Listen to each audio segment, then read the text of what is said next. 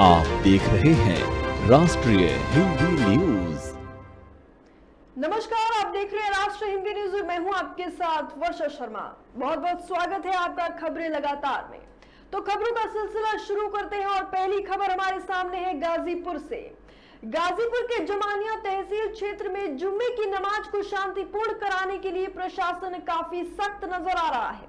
वहीं बीती रात एसडीएम भरत भार्गव और कोतवाली प्रभारी वंदना सिंह ने पुलिस बल के साथ सड़कों पर फ्लैग मार्च करते हुए शांति व्यवस्था और भाईचारे बनाए रखने की अपील की। साथ ही विभिन्न समुदाय के धर्म गुरुओं से बातचीत कर किसी के बहकावे में न आने की बात भी कही। कोतवाली प्रभारी वंदना सिंह ने मुसलमान बंधुओं से अनुरोध किया कि वो शांतिपूर्ण तरीके से जुम्मे की नमाज अदा करें और कहीं भी भीड़ भाड़ जो है वो ना करें। साथ ही असामाजिक तत्वों को चेतावनी दी गई कि यदि किसी भी प्रकार की गड़बड़ी या कानून तोड़ने का कोशिश की जाती है, अगर जो कानून है उसके साथ कोई भी खिलवाड़ किया जाता है या उसे तोड़ने की कोशिश की जाती है तो उसके खिलाफ सख्त कार्रवाई की जाएगी। वहीं प्रभारी निरीक्षक ने जानकारी देते हुए बताया कि जिला प्रशासन से अतिरिक्त फोर्स की मांग की गई है जो जुम्मे की नमाज के दिन तैनात रहेगी। अगली खबर सामने आई है जो जुड़ी है स्कीम अग्निपथ से। सेना में नई भर्ती स्कीम अग्निपथ के खिलाफ लगातार तीसरे दिन उग्र प्रदर्शन हो रहा है और उपद्रवियों बसों और ट्रेन को आग में झोंक रहे हैं। हाल ही में बिहार के समस्तीपुर में जम्मू तवी गुवाहाटी एक्सप्रेस ट्रेन में उपद्रवियों ने आग लगा दी, जिससे ट्रेन की 2 बोगियां जलकर राख हो गई। इधर बलिया में अग्निपथ स्कीम के विरोध में युवाओं ने तोड़फोड़ और पथराव शुरू कर दिया है। इसकी वजह से पुलिस को लाठीचार्ज भी करना पड़ा। वहीं आरा और बक्सर में सुबह से ही विरोध प्रदर्शन देखने को मिल रहा है। अग्निपथ योजना के विरोध में बक्सर के डुमराव रेलवे स्टेशन के पश्चिम गुमटी पर अभ्यर्थियों ने सुबह 5 बजे से ही रेलवे ट्रैक पर टायर जलाकर प्रदर्शन जो है वो शुरू कर दिया था। हालांकि रेल पुलिस और स्थानीय पुलिस वहां पर मौजूद है। वहीं राज्य में लगातार अग्निपथ स्कीम पर हो रहे विरोध के बाद बिहार की मुख्य विपक्षी पार्टी राष्ट्रीय जनता दल ने केंद्र सरकार पर निशाना साधा है। आरजेडी ने ट्वीट करते हुए कहा कि अभी अग्निवीर की भर्ती शुरू भी नहीं हुई कि खुशी में अग्निवीरों ने नवादा बिहार के भाजपा कार्यालय में अग्नि लगा दी है। अग्निवीरों में इतनी आग है, इसका अंदाजा तो अग्निपथ योजना के निर्माताओं को भी नहीं रहा होगा। आपको बता दें कि अग्निपथ पर कई राज्यों में हो रहे विरोध प्रदर्शन के बीच सरकार ने गुरुवार को साल 2022 के लिए इस प्रक्रिया के तहत भर्ती की उम्र पूर्व में घोषित 21 साल से बढ़ाकर 23 साल कर दी थी। इससे पहले सरकार ने मंगलवार को अग्निपथ योजना की घोषणा करते हुए कहा था कि सभी नई भर्तियों के लिए आयु 17.5 साल से 21 साल के बीच रखी जाएगी। रक्षा मंत्रालय के एक प्रवक्ता ने कहा कि इस तथ्य को ध्यान में रखते हुए कि पिछले 2 वर्षों के दौरान भर्ती करना संभव नहीं हुआ, सरकार ने फैसला किया है कि 2022 के लिए प्रस्तावित भर्ती प्रक्रिया के लिए आयु सीमा में छूट दी जाएगी। हम अगली खबर की शुरुआत करेंगे, लेकिन उससे पहले हम आपको बताना चाहते हैं कि बीजेपी से निलंबित जो राष्ट्रीय प्रवक्ता नुपुर शर्मा है, वो अपने पैगंबर मोहम्मद पर दिए गए विवादित टिप्पणी के बाद जो देश है, जो बाहरी देश है, यानी कि विदेश में हमारे देश के खिलाफ बहुत जमकर जो है वो प्रदर्शन किया जा रहा है, प्रतिबंध लगा दिया गया है। और इसी कड़ी में एक और अपडेट सामने आया है कि देश में उनके खिलाफ काफी विरोध देखने को तो मिल ही रहा है। वहीं हिंसा फैलाने वालों के खिलाफ जो है वो लगातार पुलिस कार्रवाई कर रही है। इस बीच मुस्लिम प्रदर्शनकारियों के घरों पर बुलडोजर भी चलाए जाने को लेकर मुस्लिम समाज सेवी संगठन फ्रेटर्निटी मूवमेंट ने गुरुवार को दिल्ली में एक प्रेस कॉन्फ्रेंस की। इस दौरान कहा गया कि केंद्र और राज्यों की बीजेपी सरकारों ने मुसलमानों के खिलाफ युद्ध की घोषणा कर दी है, जिसमें बेगुनाह मुसलमानों को अपने अस्तित्व की लड़ाई लड़नी पड़ रही है। दिल्ली में हुई इस प्रेस कॉन्फ्रेंस में मुस्लिम संगठन फ्रेटर्निटी मूवमेंट ने कहा कि आज की सरकार में जिन एजेंसियों को कानून को लागू करवाने की जिम्मेदारी दी गई है, वो एजेंसियां ही मुसलमानों के लिए सबसे बड़ा खतरा बन गई है। सरकार और पुलिस मिलकर भारतीय कानूनों की धज्जियां उड़ा रहे हैं और मुसलमानों से उनके जीवन भर की कमाई तो छीन कर सड़क पर ला रहे हैं।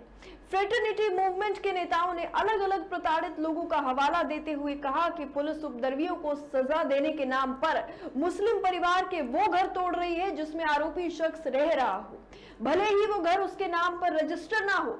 यानी जिसे सजा देनी है उसके पूरे परिवार को अंतहीन सजा दी जा रही है, जो कि किसी भी भारतीय कानून के अंतर्गत नहीं आता। फ्रेटर्निटी मूवमेंट के नेताओं ने प्रयागराज के एक युवा मुसलमान एक्टिविस्ट का उदाहरण देते हुए कहा कि बीजेपी शासित पुलिस अपनी सभी कानूनों को ताक पर रखकर आरोपी मुस्लिम के पूरे परिवार को रात में या अन्य मनचाहे तरीके से गिरफ्तार कर रही है और परिवार को यह भी नहीं बताया जाता कि उन्हें गिरफ्तार कर लिया गया है। साथ ही कहा कि सच तो यह है कि सिर्फ मुसलमानों को टारगेट किया जा रहा है और इन तरीकों से बीजेपी सरकार ने मुसलमानों के खिलाफ एक तरफा युद्ध की शुरुआत कर दी है। अगली खबर, हम बढ़ते हैं अगली खबर की और उसमें है कि राष्ट्रीय राजधानी दिल्ली में ठगी करने वाले एक बड़े गिरोह का पर्दाफाश करने में दिल्ली पुलिस की साइबर टीम को बड़ी सफलता हाथ लगी। नॉर्थ वेस्ट जिले की साइबर पुलिस ने प्रधानमंत्री मुद्रा लोन के नाम पर ठगी कर रहे एक फर्जी कॉल सेंटर का भांडाफोड़ किया है और मामले में 3 लोगों को गिरफ्तार भी कर लिया गया है। बताया जा रहा है कि राजधानी दिल्ली की साइबर थाना उत्तर पश्चिम जिला ने एक शिकायतकर्ता की शिकायत पर मामले की जांच करते हुए प्रधानमंत्री मुद्रा लोन को रियायती दरों पर दिलाने पर उस पर जो है ठगी करने वाले एक फर्जी कॉल सेंटर का पर्दाफाश कर दिया है। गिरफ्तार किए गए 3 आरोपियों की पहचान सलीम खान, ज्योति और मेहबीश के रूप में की गई है। वहीं डीसीपी नॉर्थ वेस्ट के अनुसार जानकारी दी जा रही है कि तीनों आरोपियों ने मुख्य रूप से रियायती दरों पर प्रधानमंत्री मुद्रा लोन की पेशकश कर गरीब लोगों को निशाना बनाया है। वहीं डीसीपी के अनुसार इस फर्जी कॉल सेंटर ने पिछले 1 साल में 200 से अधिक निर्दोष लोगों को अपना निशाना बनाया। दिल्ली पुलिस ने अपनी इस कार्रवाई के दौरान फर्जी कॉल सेंटर के 8 मोबाइल फोन, 1 लैपटॉप और दस्तावेज भी बरामद कर लिए हैं। बताया जा रहा है कि ये मामला तब सामने आया जब एक दिनेश नाम के शख्स को अनजान नंबर से मैसेज दिया गया और उसे 50% की रियायती दर पर 2 लाख रुपए का प्रधानमंत्री मुद्रा लोन मिल सकता है, इसका उसे हवाला दिया गया। जिसके बाद शख्स ने मोबाइल नंबर पर संपर्क किया तो उसे एक व्हाट्सएप पर डॉक्यूमेंट की कॉपी समेत रजिस्ट्रेशन फीस के नाम पर 1200 रुपए भेजने के लिए कहा गया। इसी के साथ फर्जी कॉल सेंटर की ओर से इंश्योरेंस के नाम पर 8,950 रुपए की मांग भी की गई, जिसके बाद शिकायतकर्ता ने फर्जी कॉल सेंटर की ओर से दिए गए बैंक खाते में कुल 28,650 रुपए ट्रांसफर कर दिए। जिसके बाद एक बार फिर से शख्स को फर्जी कॉल सेंटर की ओर से बताया गया कि उसकी लोन फाइल को रद्द कर दिया गया है, जिसे दोबारा फाइल करने के लिए 7,000 से अतिरिक्त भुगतान की मांग की गई। अगली खबर की ओर बढ़ेंगे, जिसमें जम्मू कश्मीर में सुरक्षा बलों का एक्शन जो है वो जारी है। सुरक्षा बलों ने 2 अलग अलग मुठभेड़ में 3 आतंकियों को मार गिराया। कश्मीर जोन पुलिस के मुताबिक अनंतनाग जिले में हंगलगुंड इलाके में सुरक्षा बलों ने मुठभेड़ में 2 आतंकियों को ढेर किया। कश्मीर क्षेत्र के आईजीपी विजय कुमार ने बताया कि मारे गए आतंकवादियों की पहचान हिजबुल मुजाहिदीन के जुनैद और बासित भट्ट के रूप में की गई है। आतंकी बासित अनंतनाग में पिछले साल हुई बीजेपी के सरपंच रसूल डार, उनकी पत्नी और एक पंच की हत्या में शामिल था। वहीं इससे ठीक पहले कुलगाम के मीशीपुरा इलाके में सुरक्षा बलों ने 2 आतंकियों को ढेर किया। जानकारी के मुताबिक सुरक्षा बलों ने मंगलवार को कुलगाम के मीशीपुरा इलाके में आतंकवादियों की मौजूदगी की सूचना मिलने के बाद आतंकवाद रोधी अभियान शुरू कर दिया। वहीं बुधवार को सुरक्षा बलों के साथ हुई मुठभेड़ में लश्कर-ए-तैयबा के 2 आतंकवादी मारे गए, जिनमें एक हाल में बैंक प्रबंधन की हुई हत्या में भी शामिल था। पुलिस ने बताया कि सुरक्षा बल के शोपिया जिले के काउंसिलर में घेराबंदी कर तलाश अभियान शुरू किया गया और उसके बाद बल और आतंकवादियों के बीच ये मुठभेड़ हुई। इससे पहले मंगलवार को श्रीनगर में सुरक्षा बलों ने मुठभेड़ में एक पाकिस्तानी समेत लश्कर-ए-तैयबा के 2 आतंकवादियों को मार गिराया था। पुलिस के मुताबिक मारे गए दोनों आतंकवादी एक समूह का हिस्सा थे जो अमरनाथ यात्रा पर हमला करने की योजना बना रहे थे। अगली खबर की ओर बढ़ेंगे, जिसमें हम बात करेंगे कोविड अपडेट पर। जी हां, बिहार में कोरोना वायरस के केस अब हर दिन बढ़ते ही जा रहे हैं। बीते 9 जून से लेकर 16 जून तक की स्वास्थ्य रिपोर्ट को देखते हुए प्रदेश में लगातार 7वें दिन कोरोना वायरस के एक्टिव केसों में बढ़ोतरी दर्ज की गई। पहले स्थान पर पटना है, जहां से हर दिन सबसे अधिक मामले सामने आ रहे हैं। बीते गुरुवार को आई रिपोर्ट में प्रदेश में 40 नए मरीज मिले। इसमें सिर्फ पटना जिले के अकेले 20 मरीज थे। गुरुवार को जारी स्वास्थ्य विभाग की रिपोर्ट के अनुसार प्रदेश में 24 घंटे में 1,42,782 सैंपल्स टेस्ट किए जा रहे हैं। इनमें से जांच के बाद 40 लोगों में कोरोना वायरस के लक्षण मिले। हालांकि बिहार में स्वस्थ होने वाले मरीजों की संख्या भी बढ़ गई है। अगर अब तक की बात करें तो कुल 8,18,649 लोगों के लिए ये जो बीमारी है उन्होंने इस बीमारी को हरा दिया है और बिहार में एक्टिव मरीजों की संख्या अभी 171 हो गई है। वहीं रिकवरी रेट की अगर बात करें तो वो 58.504 है। नेशनल हेराल्ड केस में कांग्रेस नेता राहुल गांधी से अब सोमवार को पूछताछ होगी। राहुल की अपील पर एजेंसी ने पूछताछ 3 दिन के लिए टाल दी है। आपको बता दें कि राहुल को गुरुवार के ब्रेक के बाद शुक्रवार को ईडी के सामने पेश होना था, लेकिन कांग्रेस नेता ने मां सोनिया गांधी की खराब तबीयत का हवाला देकर जांच एजेंसी से पूछताछ पोस्टपोन करने की अपील की।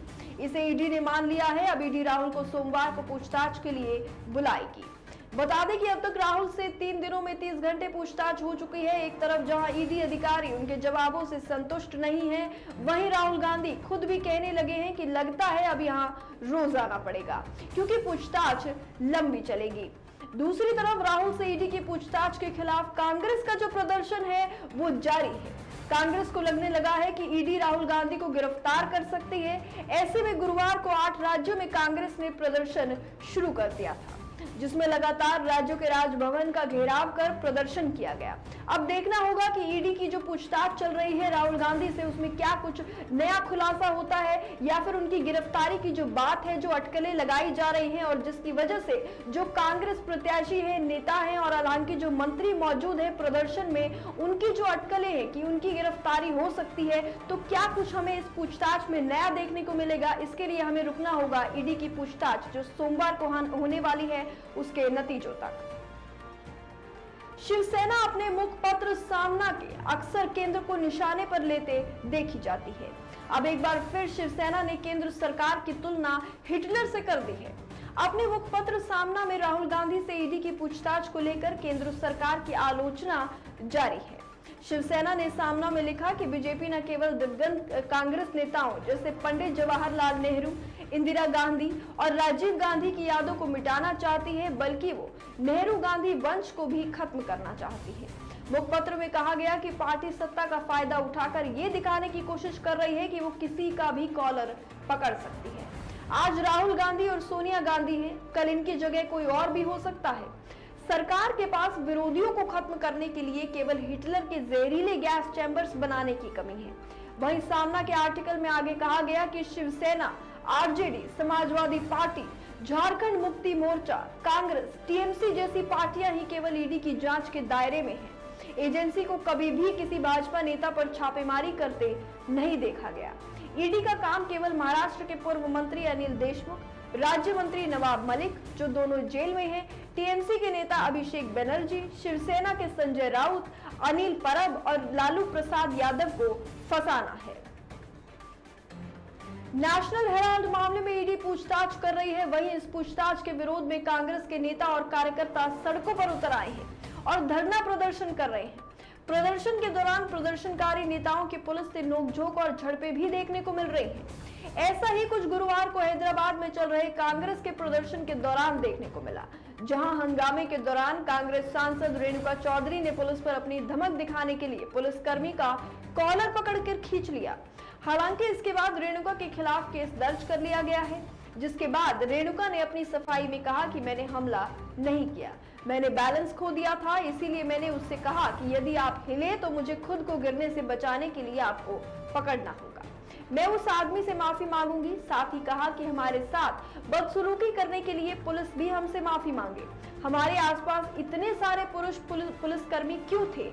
आपको बता दें कि राहुल गांधी और कांग्रेस ईडी पर परेशान करने का आरोप लगा रही है। कांग्रेस का कहना है कि ईडी केंद्र के कहने पर राहुल को रोज बुलाकर परेशान कर रही है। पूछताछ के दूसरे दिन राहुल ने अधिकारियों से नाराजगी में कहा कि उन्हें जितने भी सवाल पूछने हैं आज ही पूछ लें, बार बार बुलाकर मुझे परेशान ना करें, इससे हमारे कार्यकर्ता भी परेशान हो रहे हैं। अगली खबर सामने आई है हरियाणा के पलवल से। हरियाणा के पलवल में बिगड़ती कानून व्यवस्था को देखते हुए प्रदेश सरकार ने अगले 24 घंटे के लिए मोबाइल इंटरनेट सेवाओं पर पाबंदी लगा दी है। हरियाणा के गृह सचिव राजीव अरोड़ा की ओर से जारी आदेश के अनुसार भारतीय सेना में भर्ती से जुड़ी अग्निपथ स्कीम के विरोध में उपद्रव के लिए इंटरनेट सेवाओं का दुरुपयोग किया जा सकता है। इस दौरान मोबाइल कंपनियों की वॉइस कॉलिंग सेवाएं जारी रहेंगी। सरकार की ओर से जारी लेटर में कहा गया कि उपद्रव में पब्लिक और प्राइवेट प्रॉपर्टी को नुकसान पहुंचाने की आशंका है। व्हाट्सएप, फेसबुक, ट्विटर जैसी सोशल नेटवर्किंग साइट्स के जरिए भीड़ को ना भड़काया जा सके, इसीलिए सरकार ने मोबाइल इंटरनेट सर्विस को सस्पेंड कर दिया है। होम सेक्रेटरी राजीव अरोड़ा के आदेश में स्पष्ट किया गया कि अगले 24 घंटे के लिए पलवल में सभी प्रकार की मोबाइल इंटरनेट सर्विस पर पाबंदी लगाई जाती है। ब्लॉग जो SMS हैं वो भी नहीं भेजे जा सकेंगे। हालांकि इस दौरान मोबाइल रिचार्ज और बैंकिंग सर्विस पर किसी तरह की पाबंदी जो है वो नहीं रहेगी। राज्य सरकार ने तुरंत प्रभाव से टेलीकॉम कंपनियों को इस आदेश का पालन करने को कहा। वहीं सरकार के इस आदेश का उल्लंघन करने वालों के खिलाफ संबंधित प्रावधानों के तहत कानूनी एक्शन लिया जाएगा। झारखंड की राजधानी रांची में पिछले शुक्रवार जुम्मे की नमाज के बाद हुई हिंसा के सिलसिले में अब तक 29 लोगों को गिरफ्तार कर लिया गया है। वहीं अब ताजा जानकारी के मुताबिक आज जुम्मे की नमाज के बाद उपद्रवी एक बार फिर हिंसा फैलाने की फिराक में है। जानकारी के मुताबिक व्हाट्सएप ग्रुप के जरिए हिंसा फैलाने की साजिश रची जा रही है। बताया जा रहा है कि जिहाद माफिया 786 नाम से व्हाट्सएप ग्रुप बनाए हुए हैं, जिसके जरिए भड़काऊ पोस्ट कर रहे हैं और खुफिया एजेंसी ने राज्य सरकार को अलर्ट कर दिया है कि अराजक तत्व एक बार फिर हिंसा फैला सकते हैं। लिहाजा पुलिस ऐसे संदिग्ध व्हाट्सएप ग्रुप पर पैनी नजर रखी हुई है और सुरक्षा जो है वो कड़ी कर दी गई है। वहीं जुम्मे को देखते हुए रैपिड एक्शन फोर्स की 3 कंपनी तैनात की गई। 2500 अतिरिक्त सशस्त्र बल मुस्तैद किए गए। सीसीटीवी वीडियो रिकॉर्डिंग के जरिए भीड़ पर नजर रखी जा रही है। धार्मिक स्थलों के आसपास बैरिकेडिंग की गई है और पुलिस की पूरी कोशिश है कि अराजक तत्व जो है वो अपने और निष्कासित मीडिया प्रभारी नवीन जिंदल की पैगंबर मोहम्मद के खिलाफ की गई टिप्पणी के विरोध में 10 जून को हुए हिंसक प्रदर्शन में 2 लोगों की मौत हुई थी, जबकि 2 दर्जन लोग गंभीर रूप से घायल भी हुए थे। वहीं रांची में अब भी मेन रोड और आसपास के 6 थाना क्षेत्रों में कर्फ्यू जो है वो लागू है। फिलहाल के लिए इतना ही। कल फिर मुलाकात होगी खबरें लगातार में। जय हिंद।